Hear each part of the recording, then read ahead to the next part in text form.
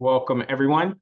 I am thrilled to welcome you to this month's Ward 5 monthly public safety call. I am Councilmember Zachary Parker, and this, as a reminder, is an opportunity for us to come together to talk about the many efforts underway to keep and improve safety in Ward 5. This month's call is focused on school safety. We have a number of guests with us this month, including our MPD 5th District team. We have some exciting updates. Who many of you used to refer to as Commander Altieri is now an assistant chief with MPD. And we still get the benefit of working with him as he has the 5th district as well as the 4th district and several others under his purview. We also are thrilled to be joined by now Commander Rooney, who we'll get to know a little bit better, who will be assuming the role that Assistant Chief Altieri left. We will also hear from the Safe Passage team under the Deputy Mayor of Public Safety and Justice to talk about efforts to improve safety and expand the Safe Passage program here in Ward 5 at the Brooklyn Metro Station. That was something that I fought for in this last budget cycle, and we will get updates there. We will hear from our DDOT team, specifically on the Safe Routes to School program and the progress that they're making. And then last but certainly not least, we will hear from the McKinley Tech Education Campus PTO School Safety Committee. I thought it was important that we hear from parents to talk about how they're working in conjunction with community partners, school personnel to keep our young people safe. So all this together is an effort for us to highlight specifically what is happening around our school communities, but at a high level, the work that, again, is underway to keep Ward 5 neighbors safe. This call is recorded and will be uploaded to our website. It will be shared in our newsletter like all others. And we're really thrilled to have you join us. So we're going to jump in because we have a lot in store for us. Before we get to our guests, I want to just do a little bit of framing at the beginning and just some of the work that has happened over the last few weeks since the last time we've had a Ward 5 public safety call. There has been an uptick in robberies and crime in our Woodridge community in particular. This is a pattern that we've seen across the city where these units move from one neighborhood to another. Our Woodridge community is a relatively quiet, historically a relatively quiet community, and they've seen a number of break-ins, namely with cars and some home invasions, which is abnormal for this community. We have worked in conjunction with MPD. We had a public safety meeting. We've joined a public safety walk. And I know sometimes neighbors ask, well, what's the point of these meetings? And it's really to share information, to connect neighbors with MPD and other district partners that are working in concert, working to improve safety. And as a result, I'm thrilled that MPD, our 5th district, was able to report several arrests in relation to those break-ins in Woodridge. And I'm sure our MPD team will share more about that when they come. So at a high level, we are continuing to see the positive trends where violent crime is trending downward across the city and in Ward 5. We're seeing that across our 3 police districts, 3D, 4D, and 5D.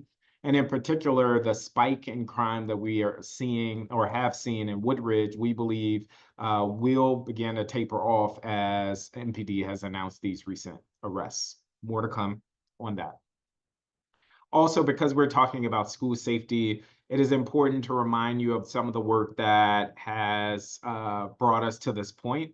Last year, I introduced the School Safety Enhancement Amendment Act of 2023. It was in recognition of the lack of school-based personnel at our schools that could be used to coordinate and address school safety issues. That legislation was passed in part during last year's budget process.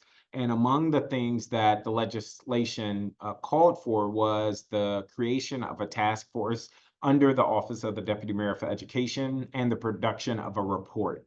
The Deputy Mayor did produce that report earlier this year, and that is the image you see on the screen on the right, the Strengthening School Safety in Washington, D.C. report, where they surveyed schools where there were strengths and opportunities and gaps. And a few of the highlights from that report pointed to a need for greater coordination. It pointed to the trends that we're seeing in and around our communities, and what many of us know, that by and large, our schools are safe, that we are not seeing as many violent incidents in schools as we are seeing outside of schools.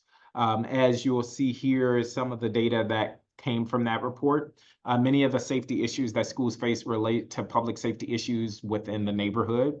And I'm sure we're going to hear a little bit more about that, especially from our McKinley Tech PTO representative. Schools remain among the safest places for our young people. Also, while reported incidents of violence on school campuses increased significantly from school year 21 to 22 to school year 22 to 23, only 26 out of 253 schools accounted for nearly half of all reported incidents of violence.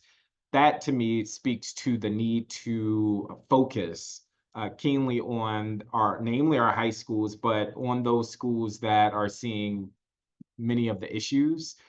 In Ward 5, the schools included in those 26 out of 253 schools, accounting for more than half or nearly half of all violent incidents, included KIPP DC, Dunbar High School, Two Rivers, Young Middle School, Brown Education Campus, and Brooklyn Middle School. So we certainly have our work cut out for us, but it is worth saying the council and DC government moves in a very deliberate pace. First, there was the legislation, then the deputy mayor commissioned a task force.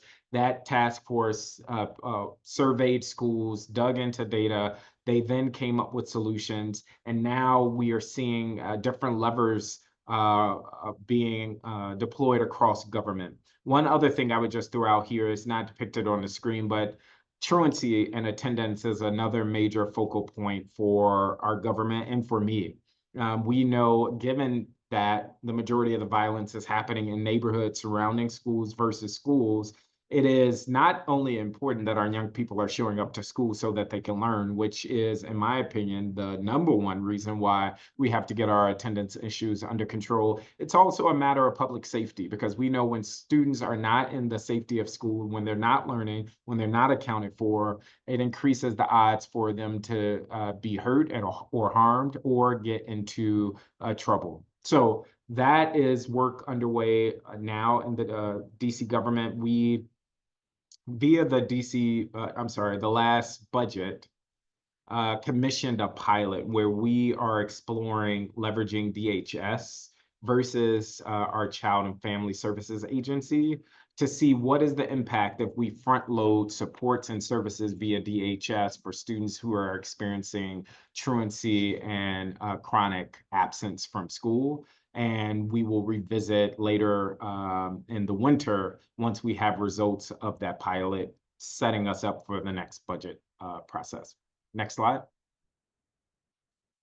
We are also going to hear from, as I mentioned, our DDOT partners to talk about legislation that has already been in the works around our safe routes to school processes. But first, I wanted to turn it over to our MPD team.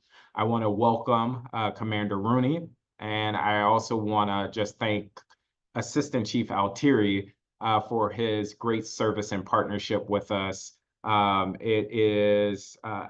said to the commander, he has some big shoes to fill, but I'm confident he's up for the challenge. So Assistant Chief Altieri, Commander Rooney, I will turn it over to you all.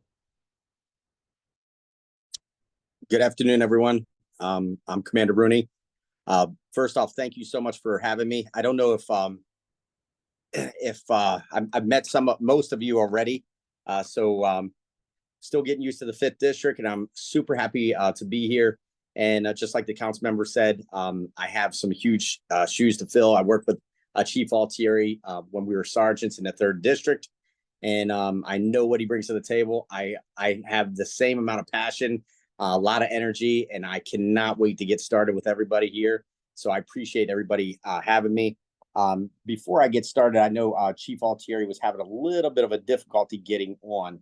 So I just want to make sure that I didn't know if he wanted to talk first, but just want to make sure he's on the call here. But if not, I guess I will take it away.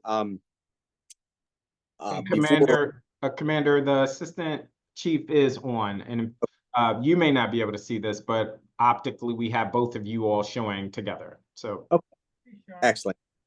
Hey everybody, how are you? It's always a great pleasure to be with the Ward 5 meeting. It's great to still be in Ward 5. As Councilmember Parker said, I got promoted to Assistant Chief. I am overseeing Patrol Services North. So that is the 2nd, 3rd, 4th, and 5th district. As some of you know, from the 4th district, part of Ward 5 is there. So I do have oversight, and I'm still connected. And of course, with Ward 5 in the 5th district, I don't know what I would have done if I left. I've been working with Councilmember Parker for so long now, it would actually be kind of difficult to go away. So I'm happy to have some sort of oversight and still some sort of connection. Sean Rooney is an amazing person. I worked with him, as he said, as a sergeant in the 3rd district. He's extremely passionate about this job. He also brings a lot of gun experience. He worked in the Violent Crime Suppression Division for quite some time. And he also has a good background in things with nightlife and businesses, because he worked with a lot of bids in the 3rd district. He also worked with a lot of nightlife there. So I think he's going to be a really great fit for the 5th district and for Ward 5. I think you are going to really enjoy working with him. I will, of course, always be here. And I don't want to take up too much of Sean's time, but I want to thank everybody for the support I got when I worked at 5D as the commander. It truly was a great place to work. And I'm so happy to still being able to continue to work with you all, and as always, work with Councilmember Parker and his team. I don't know what I would do, Councilmember Parker, without some calls from Oliver. I don't know. I don't know how it functions. But no, but it's a great team to work with. So thank you. And Sean, take it away.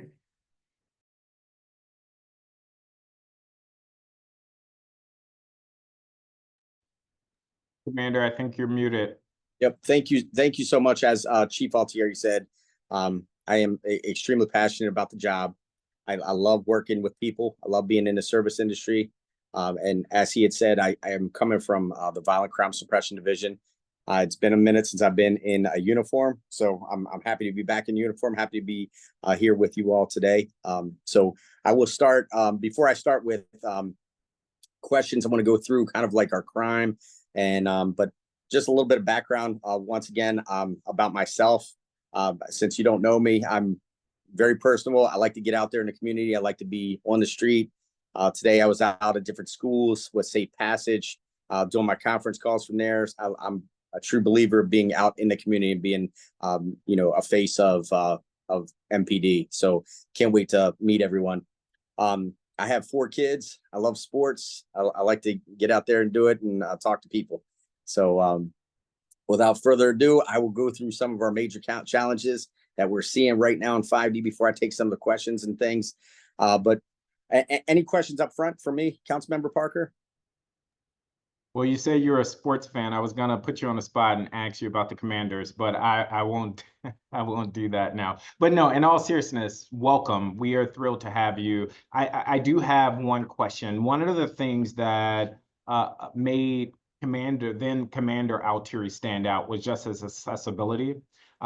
He came to every walk. He came to every meeting. He often stayed well past the time he was expected. He gave out his personal number. Can you speak to how you plan to build relationships with community members? As I think that is just vital to building trust, but also ensuring that we can keep crime down in our community. Sure. I'm very similar to Chief Altieri. I'm the same way. I'm very accessible. I've been, like I said, I was in the Violent Crime Suppression Division, was almost like a 24/7 operation there, where I field calls at night, I field calls during the day, I go to meetings. I'd like to be out there, and you'll see me a lot more present in some of these meetings. I hope you don't mind. Sometimes I can be a little bit in your space a little bit. But that's how I like to be. So you will get to know me. You'll have my phone numbers. You'll have my emails. And you'll see me at a lot of walks. I went to a couple walks today already. Union Market, and then had another event in Edgewood already today. So like I said, I was on Safe Passage early this morning, so I like to be in the public. So you'll get pretty, I think we're very similar in that regard with accessibility. So I appreciate the question. I know that's always like a concern. What's this guy going to be like the last guy? It's very similar styles, very similar personalities. Very, there's been times where I, don't leave the office. So just depends. But any other questions or? Yeah, no, I'll let you cover your facts after you give the trends. Sure. There's some, if you could speak to what you're seeing or we're seeing in Fort Lincoln in particular, as well as what we're experiencing in Woodridge. Fort Lincoln, there has been an ongoing pattern of mail tampering, I would say, for the lack of a better phrase. And in Woodridge, as I highlighted at the beginning of the call, there have been burglaries, break-ins, home invasions, and I know there were some recent arrests announced. And if you can just speak to the connection there and how, like the public safety meeting we held, the community walk that neighbors did with you all helped lead to the apprehension of individuals that were responsible there. So after Sure. you cover your facts, I think that would be helpful to cover. Absolutely. And you said you didn't want to put me on the spot, but I am a Washington Commanders fan, big time Washington. I'm from Washington, D.C., a Washingtonian, Capitals, the Wizards, the Nationals, and I love the Commanders. So Love it. Love it. So anyway, let me go through. So one of the major challenges over the last year, of course, have been robberies and carjackings, violent crime. However, all of our violent crime right now throughout the city is down. Robberies and carjackings, as you can see, are down 32% year to date. Homicides are down 23%, 2 as opposed to 7 last year. Of course, 1 is too many in my opinion. ADWs, these are assaults with dangerous weapons, shootings that aren't homicide related, down 35%. Motor vehicle thefts are down by 21%. So a decrease overall. I don't like to get into the numbers too much because with the numbers, they're definitely the decrease is a big deal, but we're still having issues with thefts. I think thefts from retail theft to, although motor vehicle thefts are down 21%, we had an uptick of a couple percentage in those motor vehicle thefts. Some of those, council member, have been hop-ins. I'd say about 50% of all of our motor vehicle thefts or stolen autos are from, crimes of opportunity. Kids waiting and you run into the store, they hop in, jump in, and they take off in the car. Keys running, especially now that it's getting cold. It's something that we want to make sure that we're putting those efforts out to the community that make sure that you shut the door, you lock it, you get out. Don't leave anything in plain sight for someone that's trying to get something quick and easy money that they can quickly pawn over, like laptops, bags in there, something that's appealing to the eye, where they smash and grab and go. And that's one of my biggest pet peeves. I don't like the thieves. And since I've been here, although crime, including thefts, are down overall in 5D and overall in the city, I still think that we could do a better job of getting the word out there. So if you don't mind helping me on that one, I really appreciate it. Robberies and carjackings, like I said, that's a big deal. Overall violent crime in 5D is down by 33%. As last year we had a spike in that. Some of the things that we're doing right now, as far as like commercial burglaries and commercial retail thefts, are retail and package theft operations. We're doing some kind of plainclothes things inside of stores, inside of locations where we can watch people on video, watch them commit crimes, and then we stop them and make arrests. That's one thing that I like to bring out a little bit more throughout the community. Also, I have something that Chief Altieri had started, was like our peaceful neighborhood initiative. This right here is really dealing with vacant properties. So if the community has vacants that are near them and kids get in there, they, do some things in there, smoke drugs, or it's a problem, please bring that to our attention so that we can bring it to, Department of Buildings and also the Office of the Attorney General's office for a potential nuisance property. So I like to keep a list of those. But overall, right now, we're trending in the right direction as far as crime goes. And I'd like to keep that same footprint that Chief Altieri's had, especially with our kids. I know this is the school safety one. Safe passage is a big deal. Right now, we're out there in the community at before school, after school, and a couple of things that I was not familiar with, but I will bring them to the attention of everybody on the call right now. Some of the targeted items that are happening that we are focusing on, the moose knuckle jackets, Canada Goose jackets, Montclair, some of these essential, they're called essential hooded sweatshirts. These are just almost like, in my day, it was like the starter jackets where people or kids would take other kids' jackets. And those are big deals right now. Also, shoes, different shoes that are being taken. Gucci shoes, Balenciaga, if I pronounce that correctly, Golden Goose shoes, some Asics.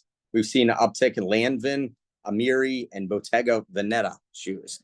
So I wasn't familiar with a lot of those, but I want to make sure if the kids are wearing these things, we're trying to pay attention, before and after school, but something that they were being targeted and something that we're trying to put out a little bit more so that we're familiar with them and so that the community is a little bit familiar about some of the trends that are going on, and some of the thefts that are taking place with our young kids. So you had brought up over in Woodridge, the burglaries. We did have an uptick in burglaries, and I wanted to bring this. This was a really good closure by the 5th District. So yesterday, one of our captains, he was receiving emails and some text messages regarding a person that was going up, peering in houses. And they weren't calling the police because the guy was pretty much gone afterwards, didn't break in. And there was at least 3 occasions where someone had emailed, persons in the community about this guy, hopping up on their stoop, kind of peering around. So anyway, we started putting two and two together, and we recognized the guy. One of our officers actually recognized him and said, "Hey, that's this guy that had broken into properties over the summer." And we were able to find out where he lived, and we check to see where he was exactly at. Went to his house, and our crime suppression team was able to stop. And when they stopped him, he had a warrant already for. So from that, there was another burglary that occurred, I would say a day prior on Lawrence Street, where that same individual went inside, stole a PlayStation and left in a car. And we were able to close that burglary. All in all, right now, from this one individual, we were able to close 6 burglaries.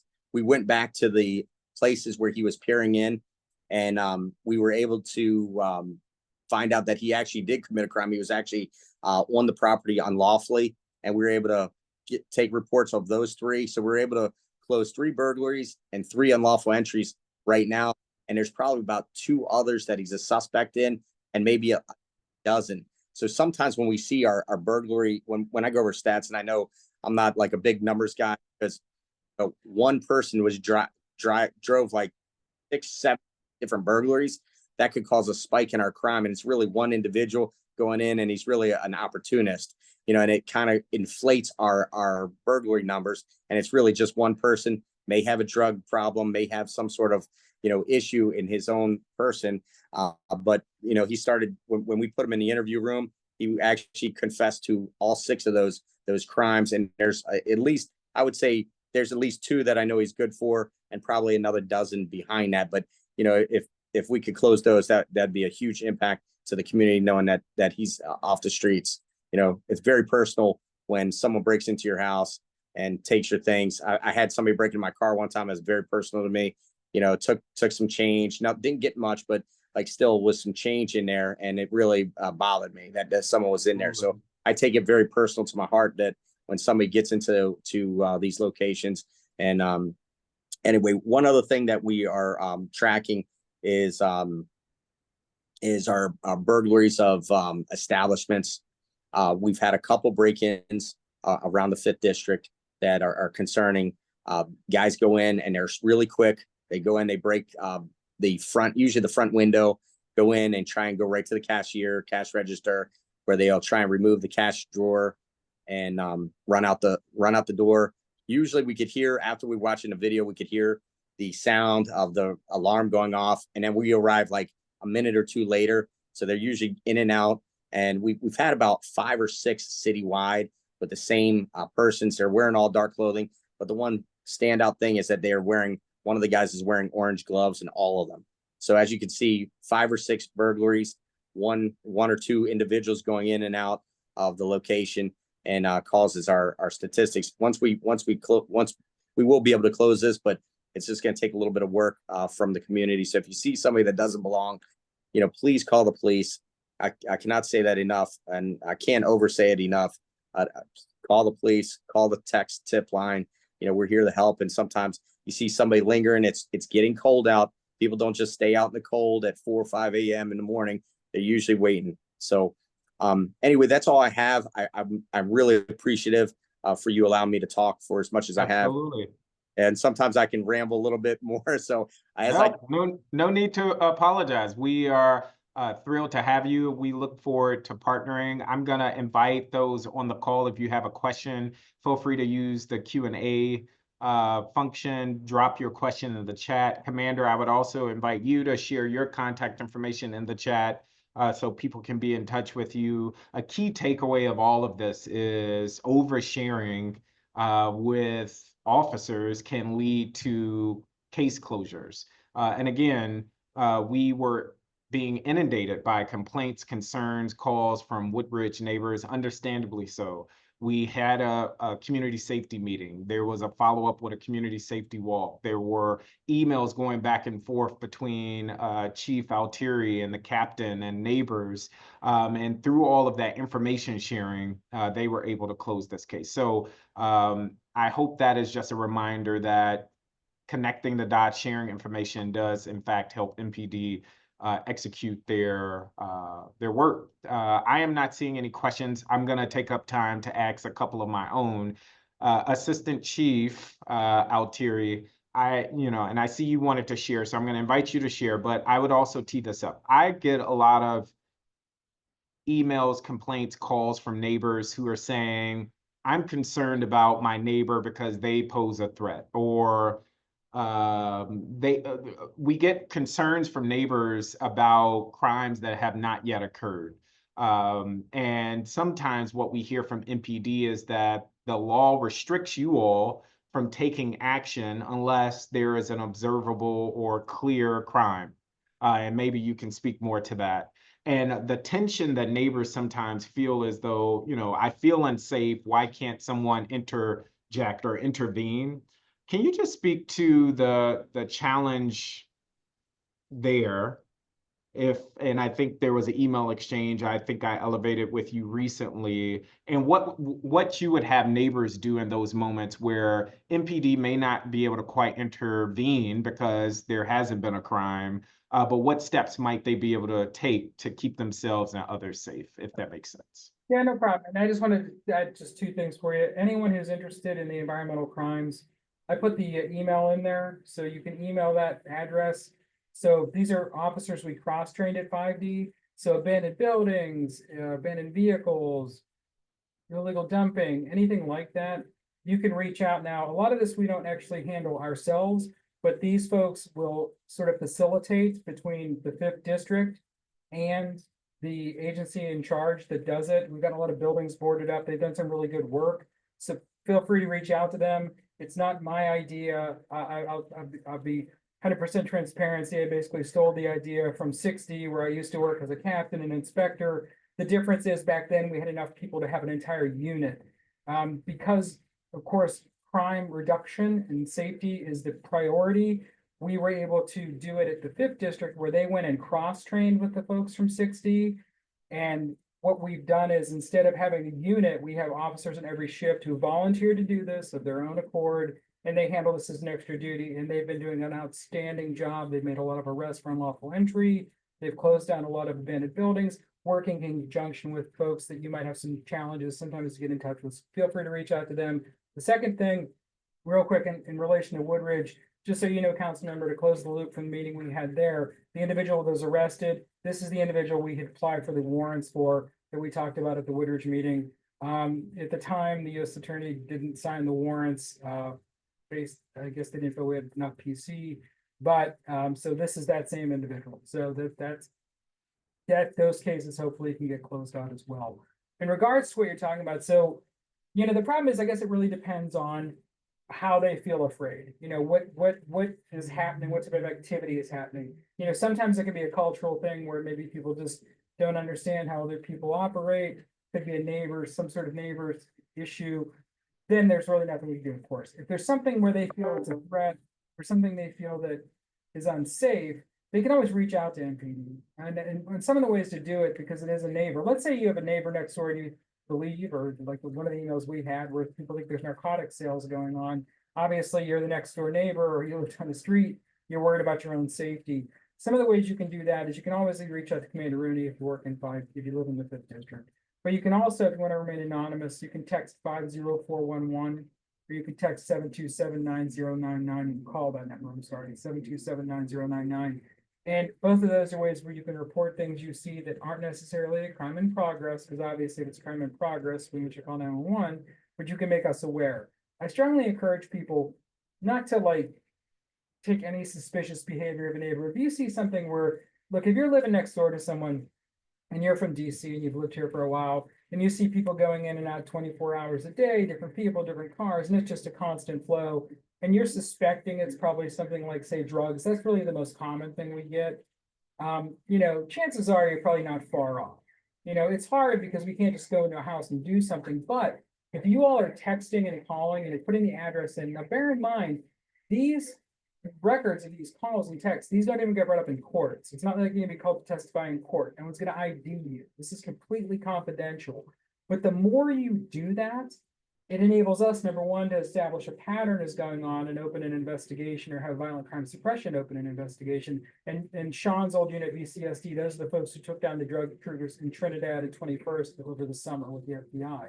So he's got a lot of experience there. But another thing it lets us do is it lets us be able to go to the Attorney General and then talk nuisance property and say, well, hey, with this many drug complaints at this location. So that's really the best thing one can do. It is frustrating for us because, I do know there's issues. You might have a neighbor that is a mental health consumer, and that is a real challenge. But if it's something like that, I always recommend letting MPD know, because if we can't do it, if it's nothing we can handle, hopefully you have somebody there, and with Sean at the helm, you have somebody who can get you in the right direction. Maybe it's something DBH needs to deal with. Maybe it's a problem that needs to deal with Department of Buildings because it involves like trash or something like that in a yard, or a house that's falling into disrepair. So I really still recommend always contacting us. It does not hurt to do that. Some people call 311 and then they kind of drop it. 311 is a great tool. I recommend it. I love the app for your phone, 311. But if it's something where you think it might be a little bit more, just reach out. If you want to also reach out, you can always call directly to the watch commanders of the districts. Those numbers are listed online, and Sean can put District 1 in here for you. We don't usually dispatch from there because of safety issues and because the way our dispatching works. But if you do call, you can make someone aware of it, and they get you in touch with your command. They get you in touch with your captain or your lieutenant or your sergeant and your PSA, your sector, so that can go on their radar and they can really start looking into that situation. I hope that's a really long answer. No, I appreciate that. And it just speaks to, again, the request to over communicate and share, both so MPD can log those complaints, but so that neighbors feel as though someone's taking action. It's just, to your point, I want to lift up, just because a neighbor may feel unsafe or have a suspicion of certain activities doesn't permit MPD to just bust down someone's door and take a certain action. And that sometimes is hard for neighbors to hear at times. I do want to lift up a question that we received. A neighbor says, I've been waiting for an environmental crimes detective for over 2 months. I have heard nothing. How long is the wait for the environmental crimes detectives in 5D?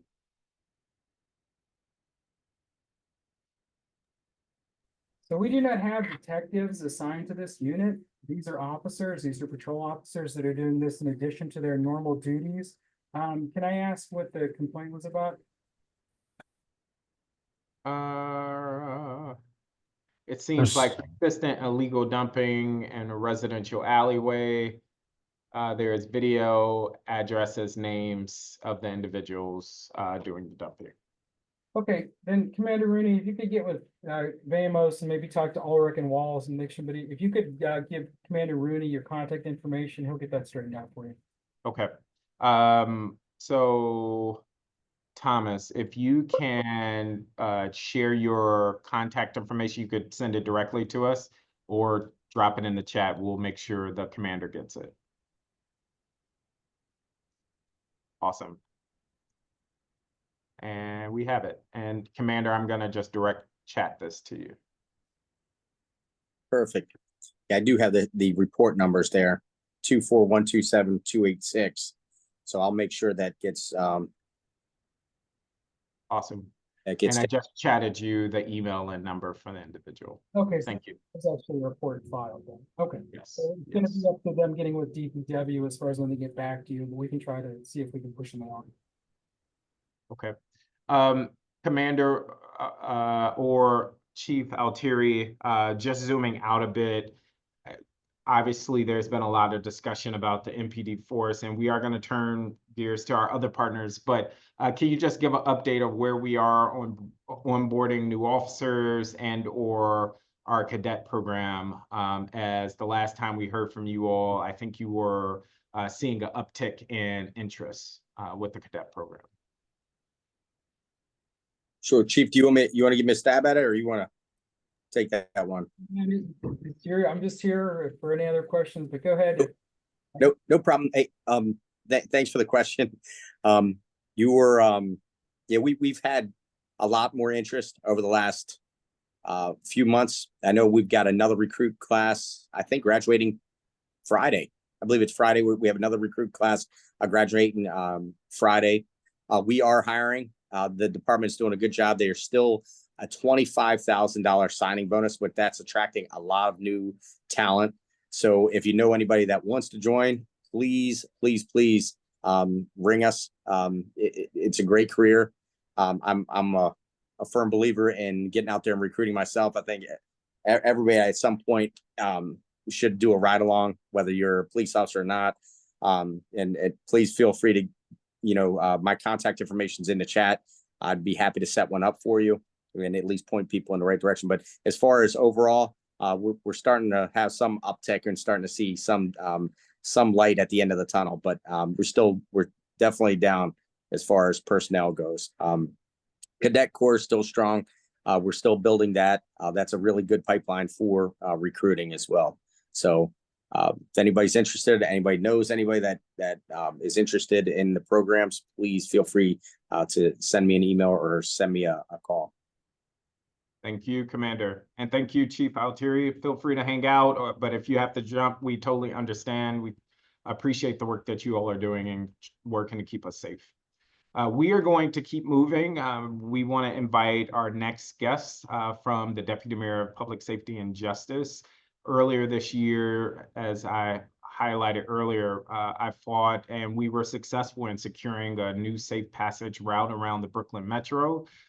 This team will talk about their work across the city and in Ward 5 with the Safe Passage program, the resources that are available, some of the challenges that they're experiencing as they work tirelessly to keep our young people safe as they're traveling to and from school. So with that, I'm going to turn it over to, I don't know who's going first, but Jasmine, I'm going to turn it over to you first. Jasmine, you're muted. Thank you, Councilmember Seattle. You can start it off. It's fine. Oh, sorry about that. No worries. No worries. We're going to tag Tag team team here. yeah, the conversation. was hoping the slide deck was provided, if someone's gonna, Yep. okay, great. All right, well, thank you everyone for having this call. And I appreciate the information that was just provided. It was very informative to me. But before I begin, I want to just start with introductions. I'm Seattle Savoy. I am the program advisor for the Safe Passage Program with the Deputy Mayor of Public Safety and Justice. I want to pass it off to my colleague so she can introduce herself. Good afternoon, everyone. I'm Jasmine Benab. I'm over operations for Safe Passages as well as other public safety initiatives across the district on behalf of the Deputy Mayor's Office. Thank you, Jasmine. I don't know if I have access to the slides, so if we can move over to, There you go. there we go. That was our introduction. There we go. Now, next one. Thank you. And so we're going to do a brief overview, and then we're also going to talk about some unusual backgrounds or some usual incidents that we're collecting and some data and share some information about our maps. But to get us started, we just want to do a quick overview. So in 2023, in October, around this time last year, the Office of the Deputy Mayor for Public Safety for Justice under the leadership of Lindsay Apia assumed the day-to-day management of the Safe Passage Program. And so we are still operating under that management this year, moving forward for 2025. And so we have our ambassadors that are assigned to predetermined locations and routes, and they are the ears and eyes of on these routes that'll be looking and engaging with young students as they travel to and from school.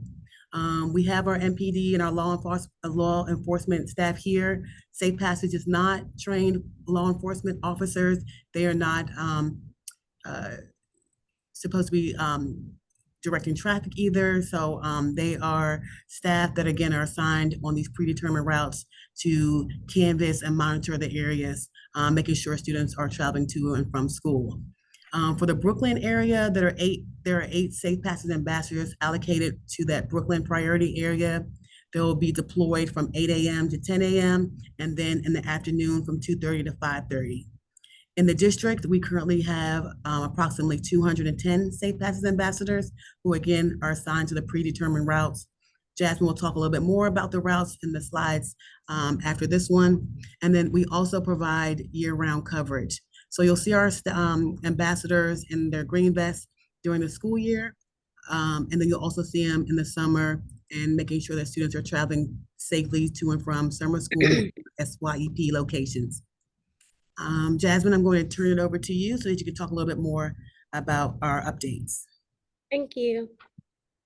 So something, I know we're focusing more on Brooklyn, but just before we start, I discuss those routes, just so everyone is aware. Something that also changed from last year is that we went from school-based to neighborhood-based, where instead of Safe Passage ambassadors just being in front of the school, they're actually now strategically placed within neighborhoods to and from school to ensure that, you know, we're reaching a larger population of students that are traveling to and from school, and they're not focused just around a certain school. And then with that, we've also been working with DCPS to ensure that they've also implemented public safety squads to ensure that their school administrators are actually outside of the school so that we won't have that gap. So this is our upcoming route map for Brooklyn. Once we have this confirmed and everything is established, we will share an interactive map with you. This shows the routes right now. Currently in Brooklyn, we have 4 identified routes, which can change. And in total, 8 Safe Passage ambassadors and a supervisor for the Brooklyn area. And I think that, so we go to the next slide, I'm sorry. I think that has the other routes, but nope, sorry. You can go back, I apologize.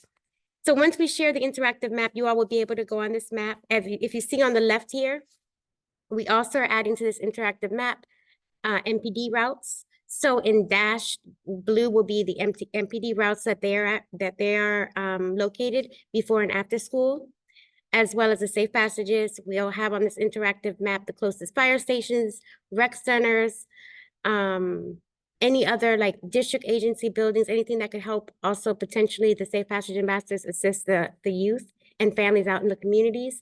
So this interactive map will have everything that you need. And you can always go use it, click on the area. So you would click on Brooklyn once we send this out, and you'll be able to really see where Safe Passages is, the DMPSJ Safe Passage, and also where MPD Safe Passage will be. And then you'll see how it's kind of working. We're trying to figure out and really establish where we're not going to have too many gaps to and from school, especially in some of the areas that we know that we're seeing a lot of increase in incidents. We're hoping by next week, hopefully by the end of next week, the interactive map will be updated that we can share with everyone.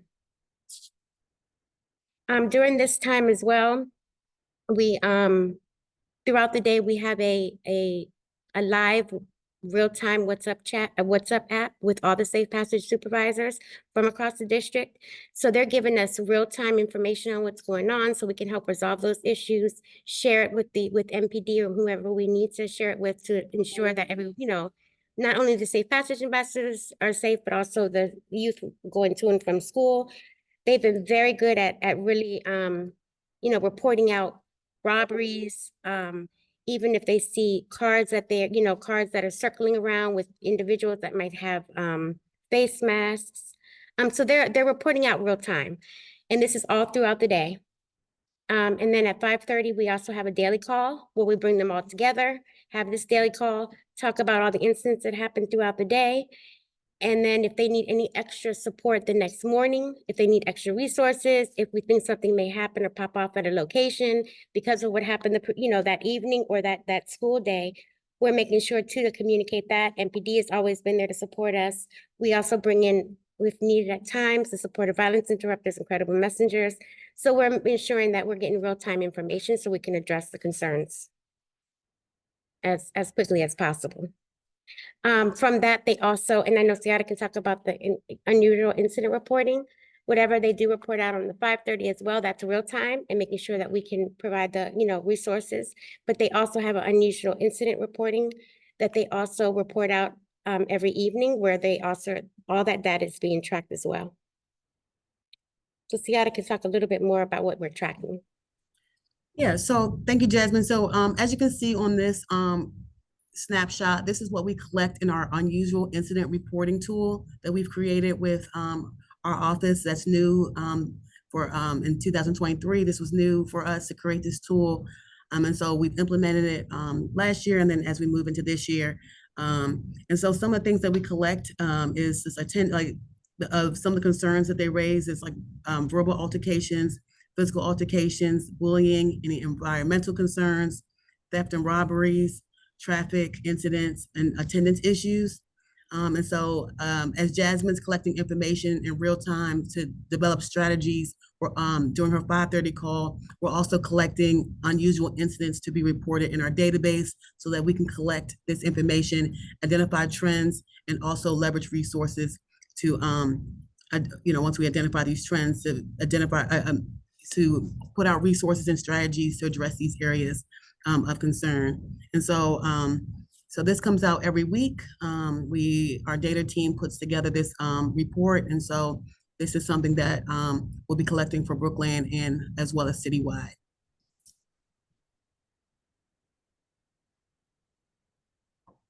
Does anyone have any questions? Yes, we will manage the questions. But just to clarify, so for that dashboard that you just spoke about, that is open to the public. That data will be shared weekly to the public. Oh, I'm sorry. The interactive map or the data or the dashboard? Which one? The dashboard, the second one that we looked at. The UI reports. Yes. So we haven't put it out to the public yet, but I know that's something that we've talked about putting it out. I know that we send it out to our partners. We send it out to school leaders, but we don't necessarily put it on our website, but that's something I can kind of circle back with our leadership to see if that's, do you think that'd be a good idea?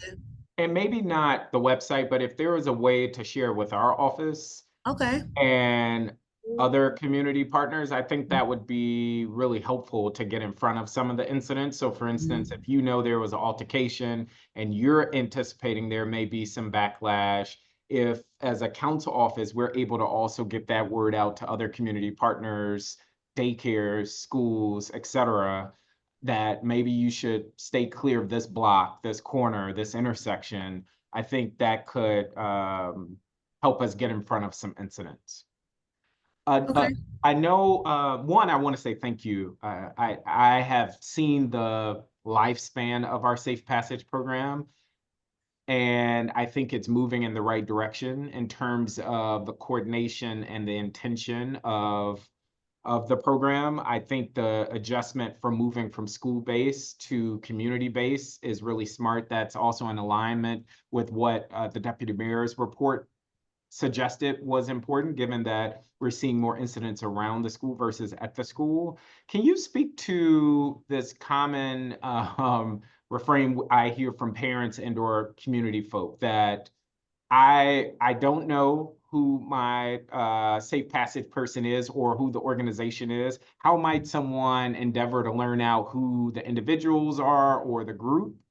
And then second, if I want to report something to them, how do I get in touch with them? Because let's say, for instance, my child goes to school X and they were in a altercation yesterday. I may want to talk to the Safe Passage team to say, can you make sure you keep an eye out on my student as they are walking or traveling here? I guess this coordination with the team, not just for the school-based personnel, but even for community folk or parents.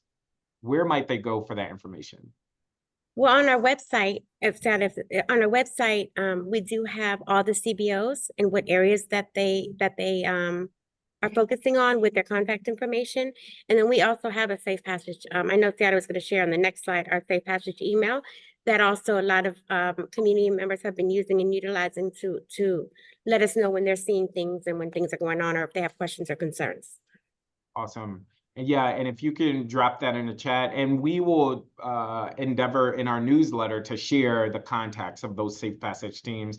We're really excited to have 8 additional individuals in our Brooklyn neighborhood.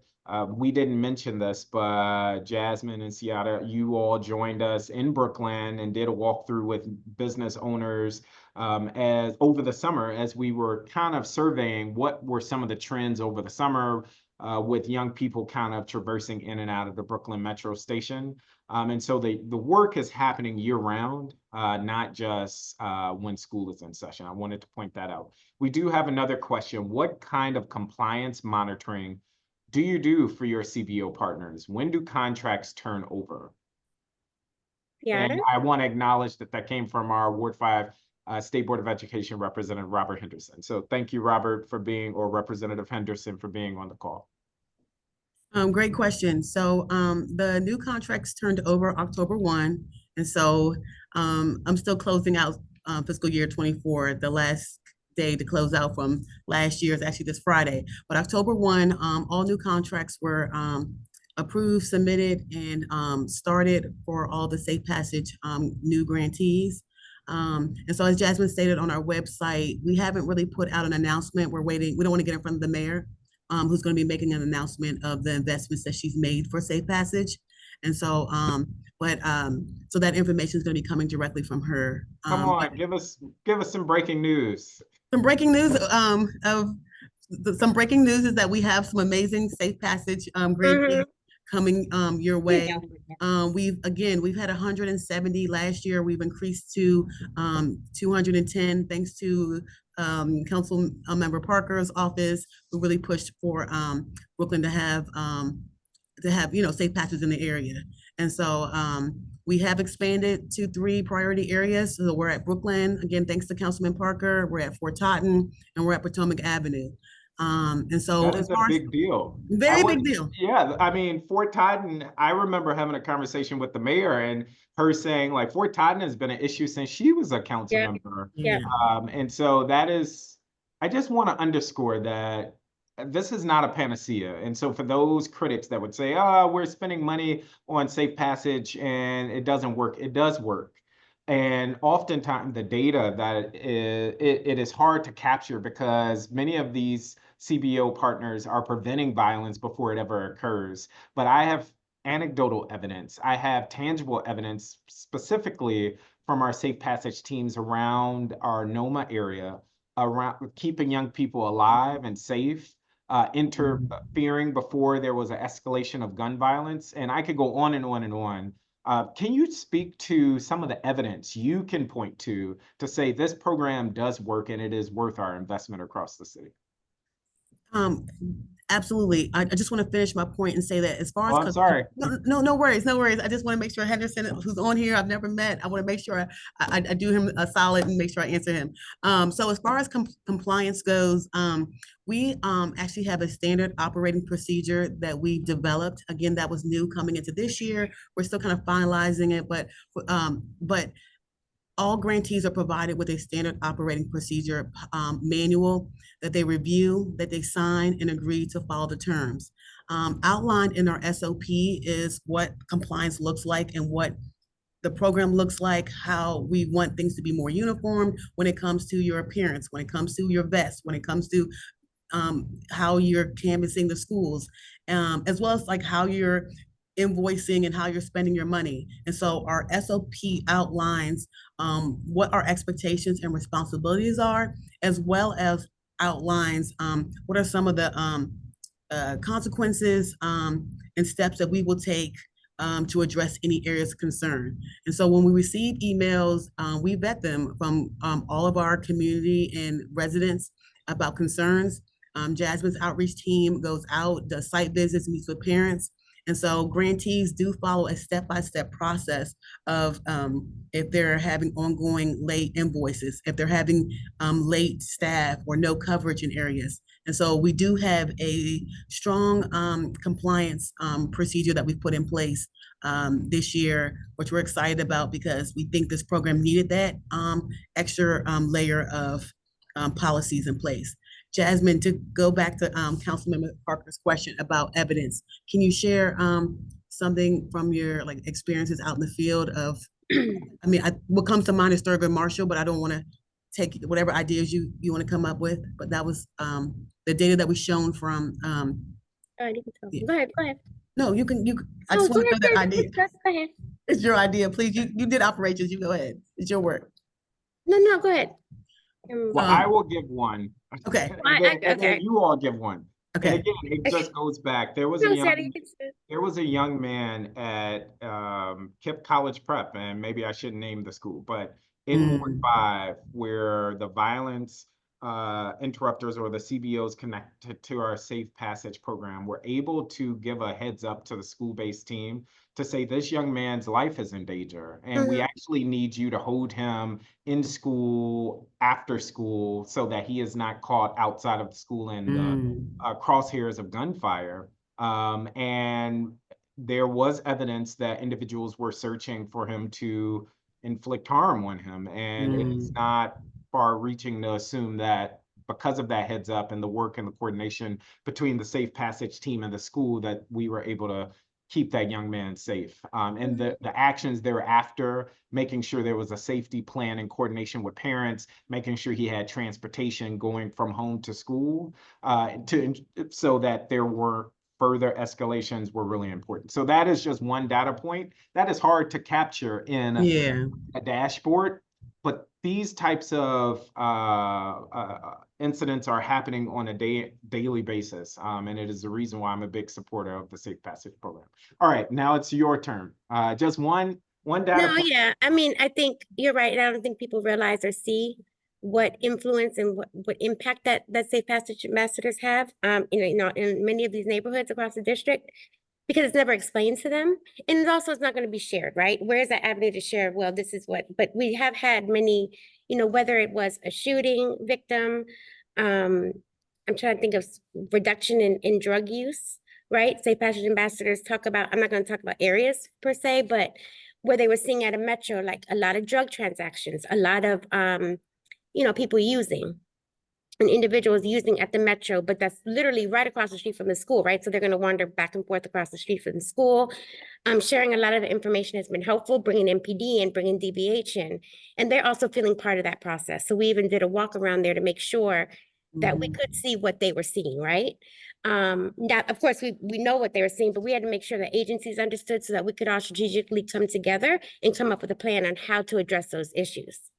And that also helps, I think it motivates Safe Passage ambassadors as well, right? I think I got a call one morning, it maybe was, I don't think their shift started yet.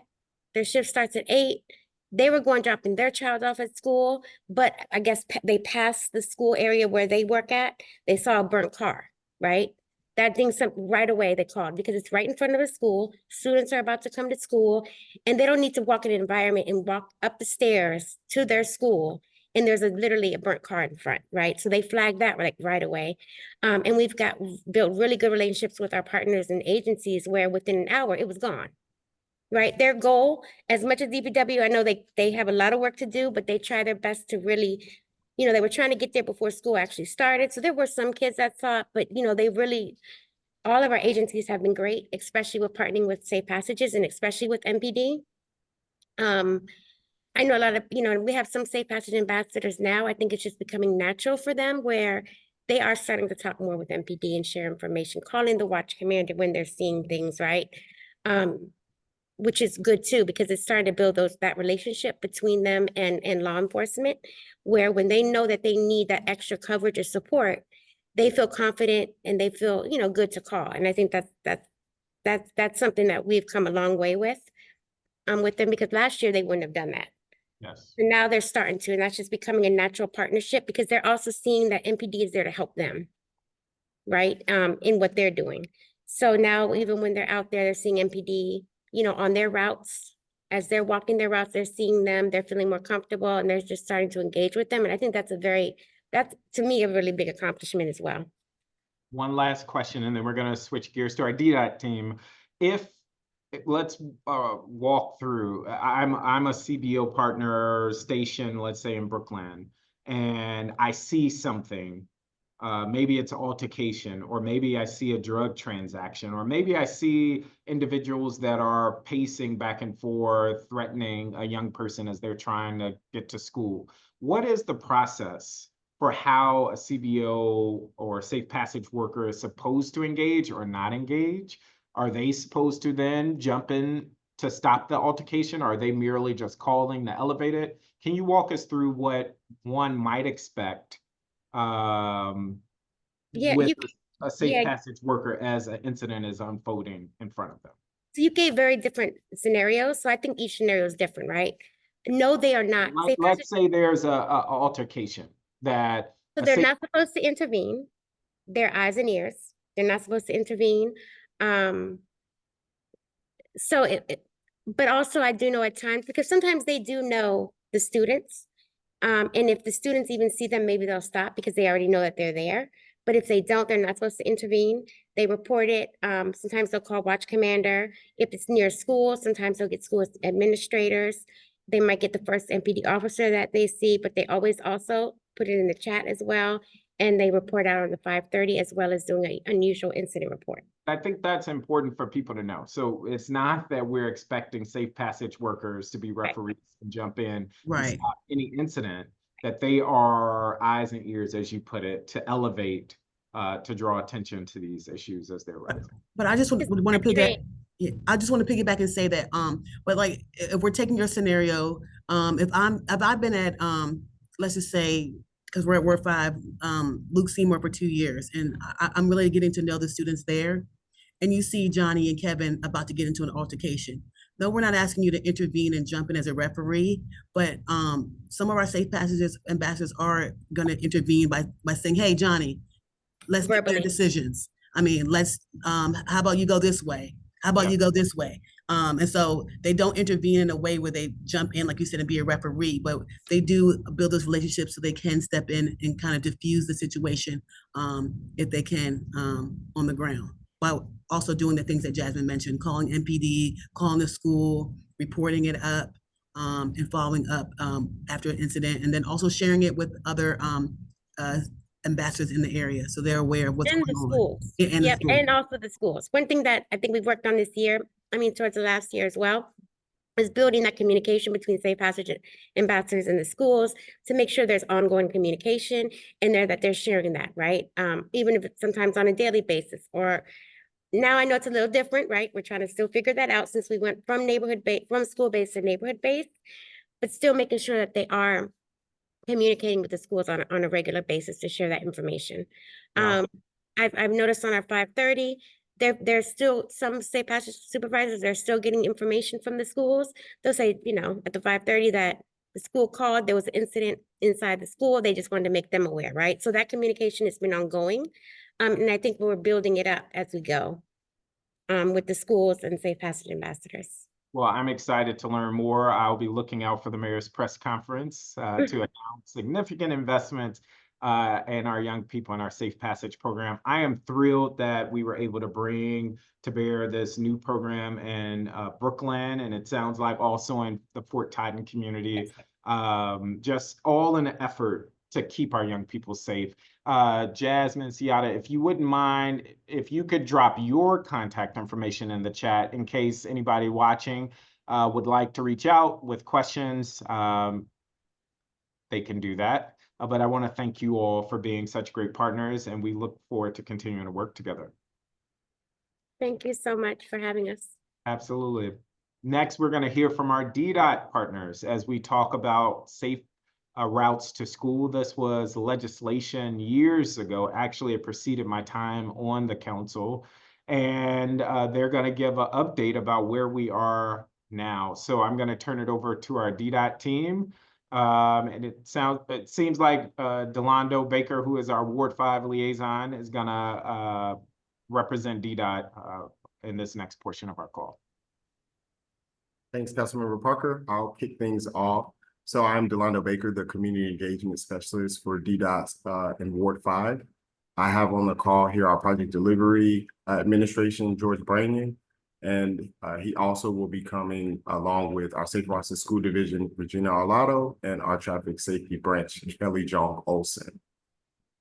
I'll defer over to Regina to start the slide review. Yeah, good afternoon, everyone. This is George Branyan. I manage the Safe Routes to School and Sidewalk Gap program. I'm glad to be here. Good to see you, Councilmember Parker, and to talk a bit about our Safe Routes to School program and how it applies to Ward 5. Gina is with me. I'll let her pick up a couple slides in to talk about the Ward 4 schools, but I'll just start by giving a little bit of background on the Safe Routes program. It has, as the councilmember said, it's been around for a long time. We actually started the Safe Routes to School program in 2006. I came to DDOT in 2005. In 2006, late in 2006, we hired our first Safe Routes to School coordinator. And ever since then, we've been doing school area safety plans, usually one per ward, 8 every year. And we've been doing that for many years. We beefed that up and started doing additional schools in 2020 and 2021. And then the Safe Streets for Students Amendment Act was passed in 2022 and funded in 23, which does require DDOT to conduct a minimum of 25 school area action plans around the city. And so we are now well into our first year of working on and conducting these safety analysis projects, action plans on 27 schools in 20 discrete areas, because there's a lot of co-location with schools out there that are just a block away or a couple blocks away. And so we're grouping those together as one school zone area. And the way we are prioritizing that, which is another important piece of this, is we want to prioritize it on safety and equity, not the school that is the loudest in the terms of number of emails or complaints, but ones that are backed up by good safety and equity data.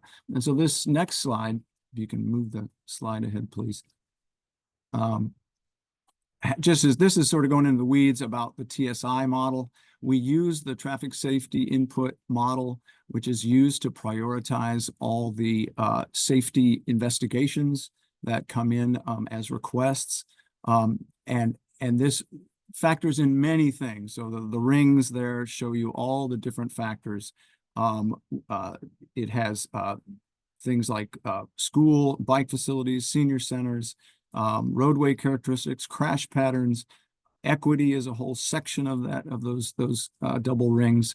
So, and then the weighting of them is on the left. It's crash patterns, is it a Vision Zero high injury network? Equity is weighted at 20%. Vulnerable road users is 20%, and that's a big piece for looking at school areas because we're often dealing with small children and a lot of people walking. You can go to the next slide, please.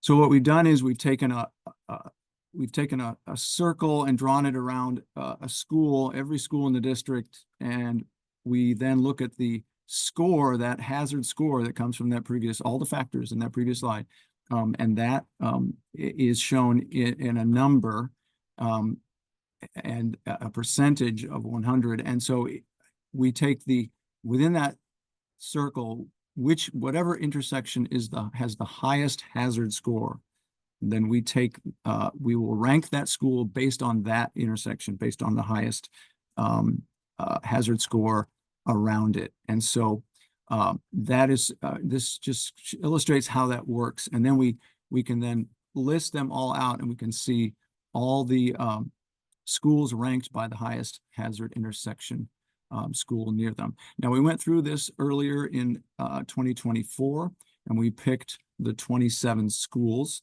And I'll move to the next slide, if you can move the next slide, and I'll let Gina talk a little bit about what we've done in Ward 5 previously and what we're doing in Ward 5 now. Hi, everyone. We picked several schools in Ward 5 for this past year. These schools have, well, 3 of them have already had their site visits and our action plans and concept designs for what we think are going to go into the infrastructure piece that will go in around these schools. So Bridges, which is also BRIA and DC bilingual, the Brown Education Complex up there off of 26th Street at Benning Road. It's actually a very complex site. We get a lot of complaints from issues up there because it's brown, it's 2 rivers, it's Phelps. Spingarn will be coming online fairly soon, I think in the fall of 25. And there also is the DC Public Schools swing space trailers up there. We're kind of having a little bit of a lucky year right now because Brown, while their school is being renovated, is in those trailers. But I believe in January, J.O. Wilson will be swinging into those trailers. So it's always, there's a lot of moving pieces up there. We're also studying Dunbar. And then we also, we added Wheatley for study for this fall because one of the schools that we were studying had ranked very high last year. It turned out it was also being renovated, which was something that we kind of got a late notice on. So while we did not do a site visit at Wheatley in the spring, we do have one expected for this fall. So the 3 other schools are a little bit ahead, but the Wheatley campus will also be one of our study schools this year. In the past years, we've done Burroughs and Friendship PCS at Armstrong, Langley Elementary School, and also Mundo Verde. You can always look at our website, which is in the link down below there, for the other schools throughout the city that we've done and the ones that are currently under study right now. One of the things that we're trying to do with this particular round of study schools is really make the area around a school feel like you're passing a school. We wanted car drivers to kind of be aware. So we're doing things like daylighting the crosswalks because a lot of times parents or other people will park in the crosswalks, which of course is very dangerous for not just the students, but it's also very dangerous for the crossing guards that are trying to keep those clear. We're doing restriping crosswalks. We're trying to look at whether the pickup drop-off zones signage makes sense and trying to redo those. We're also doing a huge blanket citywide project to replace the school zone signage for the speed limits. We're putting in flashing speed limit signage where we can. These are all the things that are within the Safe Routes to School toolbox is what I like to say. We can't do bigger projects. Unfortunately, we kind of have a limited ability to do some installations at these schools. Great. Thank you, Gina. I'm sure there'll be some questions, but the last thing I do want to say is that this expanded school action plan program that we're implementing, we've gotten two more staff who are on board, working with Gina, working with our consultant team that's doing a lot of traffic analysis and a lot of analysis in the school areas. But this is a proactive program, meaning that we are spending a lot of energy going out, first of all, using a valid data-driven method to pick the schools, and then doing a lot of analysis and then developing plans and implementing them. This is the best part about this new program is we have a construction contract that's about to start implementing at the first school at the end of the month to install these safety interventions, these safety countermeasures. What we used to work on was reactive requests for safety improvements, things like speed humps or crosswalks or different kinds of safety interventions. What we are not doing very much of anymore is that kind of reactive thing, except for pickup and drop off signage. I have someone on my team who is responsible for taking a look at issues related to pickup and drop off signage and operations and work with schools. But because we are focusing so much of our energy on these 27 action plans, then the reactive piece of school area safety is being shifted fully to the TSI team. And that is what we have a speaker on, representative from DDOT on that. Kelly, I think, is going to talk about that, because that's an area that obviously we have to be able to expand the number of TSIs that are being handled in school areas. Because our team is not able to go out and do those kind of reactive things because our hands are quite full trying to develop all these school action plans and implement them. So I can turn it back over to Delando if he wants to introduce the next DDOT person.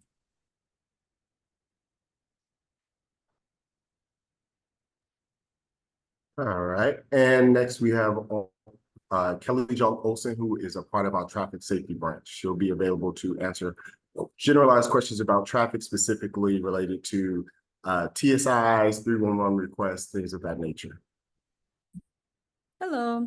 Yeah, I don't have any presentation ready. So George's presentation was basically about Save Our Schools action plan, which is proactively, we chose 25 schools per year to address school safety. The TSI, as everybody knows, a traffic safety input program, that's a reactive program, meaning we are responsive to community requests. But unfortunately, we cannot address every single request, based on the first come, first served, because we do now have the model to prioritize, the areas where we need more safety needs. So we, as you know, we are prioritizing, and then we have a dashboard, and we release 200 TSIs per quarter, so 800 TSIs per year.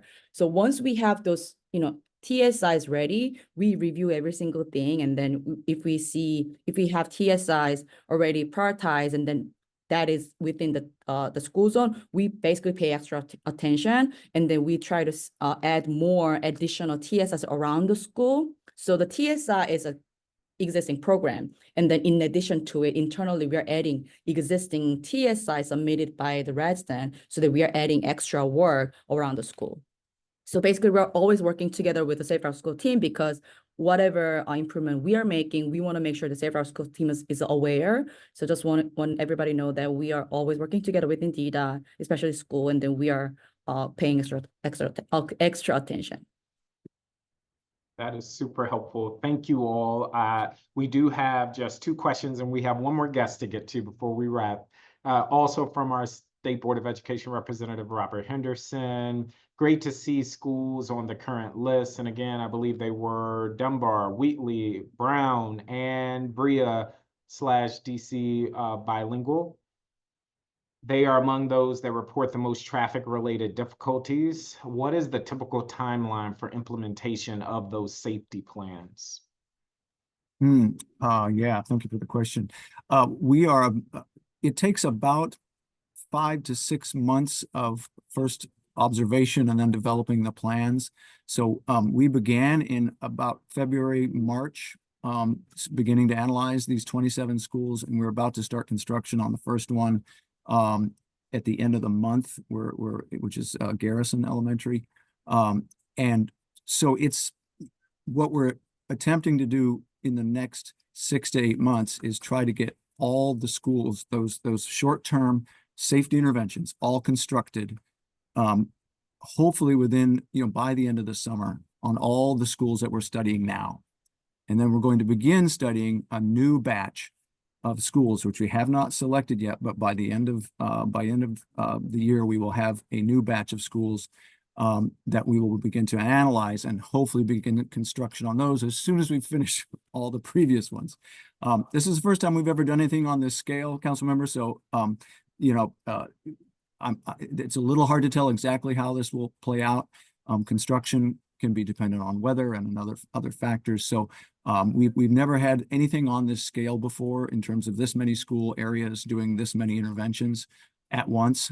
So I cannot guarantee this, but that is our plan, is to get these current set of 27 schools, 20 areas on the ground by the end of summer so that we can start on the next batch. Really helpful. And I think, Kelly, you already clarified this, but I just want to lift up what I now believe to be a misconception. So before, it was often said, well, there's a prioritization of the circumference around every school. And so if you submit any TSI requests in that circumference, DDOT is going to prioritize it. And what I'm hearing now is DDOT is going to prioritize those aspects included in its study plan. And anything else outside of that would fall in the traditional TSI, even if it is within the circumference of a school community. George or Kelly, is that an accurate reading of the program? That's correct. I would say like 90%. I mean, because our existing TSI, the process does give extra the points to school area, like, any proximity to like vulnerable user, basically like any schools or daycare, any facility like this. So it's part of it. The school safety is part of our prioritization model. However, it's correct that it's not automatically getting selected because it's schools. So yeah. Understood. Well, I go for it, George. Yeah, I would just add to that when we pick our next, in the existing list of schools of the 27, in the area of those schools, there have been some unprioritized TSIs, and we're picking those up and having our team analyze those issues. Right, and that will happen with the next batch as well. Yeah, that is good to know. So we're hitting a few more. Yeah. Well, thanks. Thank you all. We have one more guest, and that is a parent from the McKinley Tech PTO. I do want to save time for her. I also just want to plug that Representative Henderson has been working with my office. We have been working with Councilmember Allen's team and folk at DDOT, and we will be over there around Two Rivers, Brown Education Campus, Spingarn, next week as we're working to address some of the safety and traffic concerns over there. So that meeting is happening on Monday, and I'm sharing just to show that this is ongoing work, but I want to thank our DDOT team and partners for joining us. Last but certainly not least, Amina, thank you for being so patient with us. I see the slide is here, so I'm going to turn it over to you for the sake of time. Okay, thank you. Can you hear me? Yes. Yes. Okay. Okay. Good. So I don't see the slide, so it's just it's showing. Oh, it is showing. Okay. Well, I thank you for having me. My name is Amina Nazine. I am the McKinley Tech PTO Safety Subcommittee Chair.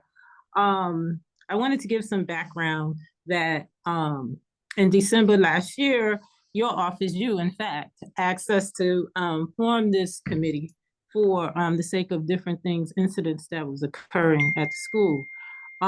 So the committee was formed, and we've all come together. And last year, I worked with several people actually on this call to put in different things in place.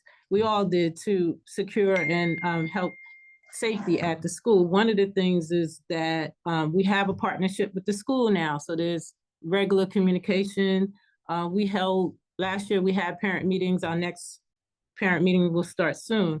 We advocated for a police presence because at the time there wasn't as many And then, of course, the principal has worked diligently to increase and strengthen the security at the school.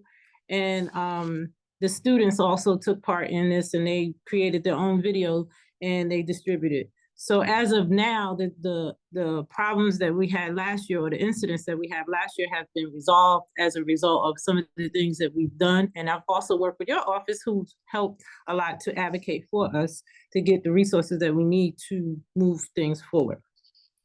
Next slide, please. So the going forward, we are asking for the continued support. So one of the things, and the big thing is that when things die out and it's perfect and it seems great, we don't have any more support, especially MPD. I was just told, because I'm actually here at McKinley, that if we can have some of the same things that we had before, especially the lights in the parking lot, that would be greatly helpful. And the police presence that we had, that would be greatly, we'd be grateful for that. Also, we want to maintain regular communications and keep that going. And the last thing is that our next PTO safety meeting is in November. So we will be sending out information. And if you want to reach us, our email is on the slide. Awesome. And that's what I have. Thank you. I do have a question for you. And I would just say, in terms of MPD resources, I hear you loud and clear. I would channel the now Chief Altarian just saying, given their limited resources, they have to move resources around to different communities. But what I'm hearing you say is, how do we create contingencies? So while MPD may not be able to create lights, perhaps DCPS or other agencies can dispatch resources to ensure that our school communities are supported. I am thrilled to hear that the efforts that parents have led since last year's spike in violence and crime around McKinley has led to a decline. So thank you for rolling up your sleeve and being a part of the solution. Yes. What is one lingering issue that you hope is addressed that perhaps my team can help with, other neighbors can help with? And how would you recommend government and community partners working together to tackle that issue? Well, okay, so we'll go to your first thing, and we'll go back to, I guess, we really need the police present, especially going to the metro and leaving school and in the morning. Like, those are kind of the critical things. I know resources have moved and we do have safe passage, and we thank you for that. But getting these kids to and from school safely and going home is critical, especially going to NOMA, and now it looks like Rhode Island Avenue was added in that domain. So I don't know how we can do it, but it would be super, super critical that we get that continuously going.